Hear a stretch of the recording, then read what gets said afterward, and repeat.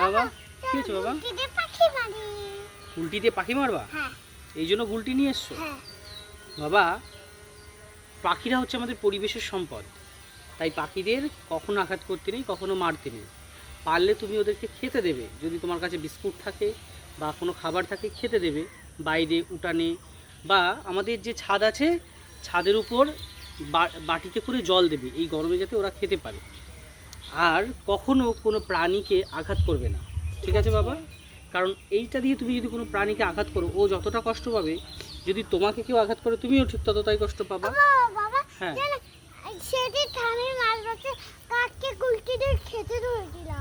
আর কোনোদিনও এটা করবে না। হ্যাঁ, গুলটি দিয়ে খেতে দিয়েছিলে? আচ্ছা, যাই হোক, আর কোনো আচ্ছা, আর যাই হোক, কোনোদিনও কিন্তু কোনো প্রাণীকে মারবে না, তাই তো? ঠিক আছে, আমার কাক এসে গুলটি দেখেই চলতে যাচ্ছিল। যাই হোক, আর কিন্তু কোনো সময় কাউকে মারবে না, ওকে? কোনো প্রাণীকে মারবে না। তুমি একটা গুড বয় হয়ে যাবে, সব প্রাণীদের খেতে দেবা, কাক আসলে খেতে দেবা, অন্য পাখিরা আসলে খেতে দেবা, ঠিক আছে? কারণ ওরা আমাদের প্রকৃতির সম্পদ, ঠিক আছে? সবাইকে বলে দাও যে তোমরাও কেউ কোনো প্রাণীকে মারবে না, কোনো পাখিকে মারবে না, ওদেরকে খেতে দেবে, বলে দাও। সবাই প্রাণীকে মারবে না, পাখিদের মারবে না, খেতে দেবে। আর ছাদের উপর জল রেখে দেবে এই গরমে ওদের জন্য।